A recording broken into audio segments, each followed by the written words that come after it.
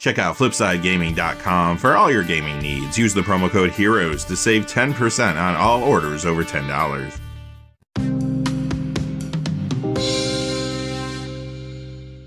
Hey there, this is John from Heroes and Legends, coming at you with a Magic the Gathering news update. We were expecting the banned and restricted list update today, and we got it. Nothing too surprising, we'll dig into that in just a second.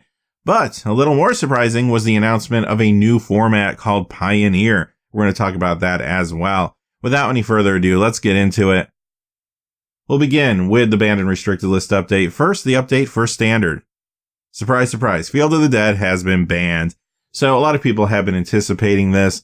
What Wizards said in their article explaining the banning, 42% of the Mythic Championship field was running these Golos decks that of course revolve around Field of the Dead.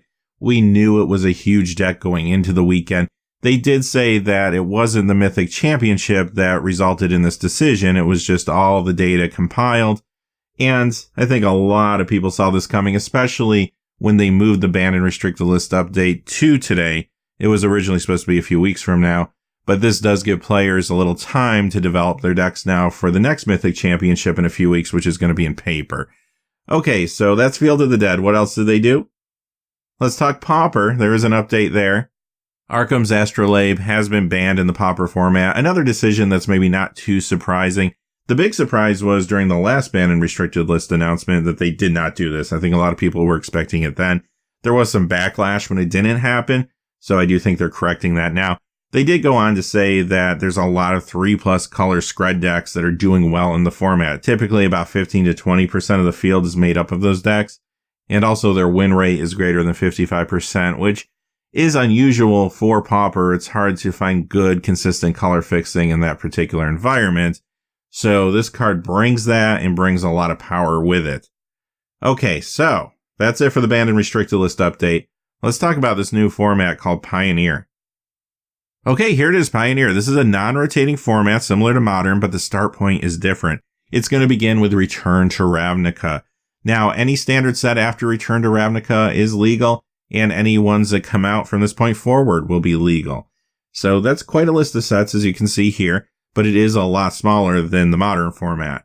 Now, when it comes to the ban list, there's going to be 5 cards on it initially, and they're going to be the 5 fetch lands that would be legal due to their printing in the Khans block. When it comes to support, starting October 23rd, there will be support for this on Magic the Gathering Online, so you can already begin building decks and testing it there. And they did go on to say, yes, there will be tabletop support as well.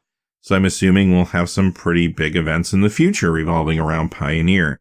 Now, I must address the elephant in the room. This will be controversial. On one hand, you have a lot of players that are going to be happy because maybe they couldn't get into Modern because of the expense. They couldn't play the decks they wanted, couldn't afford the cards that they wanted to get. This is kind of a lighter or budget version of Modern, and a lot of people will appreciate this. On the other hand, I do think the Modern players are going to be concerned about this because bringing in another format, if too many people get drawn to this, it could diminish the amount of players in Modern. The question is, how much of a focus will Wizards have on this versus Modern in the future? I guess time will tell, but I do understand there will be some people that are apprehensive about this. Remember when the Frontier format was kind of circulating? Now that was more of a user-created format, not something that Wizards was out there supporting. And because of that, it never really gained traction. But with Wizards support, I have no doubt this will most likely gain traction. So let me know your thoughts on it in the comments below. Keep it clean for the kids out there. And additionally, I would say whether you're interested in the format or not, this is good information to have because we could be seeing card price shifts and such coming in the future now that this information is out there. And that's always good to be aware of. Now, one thing I will say though, they didn't necessarily say this in their article, but read between the lines a little bit. The print runs of Magic the Gathering cards really started to spike up during the time of Return to Ravnica.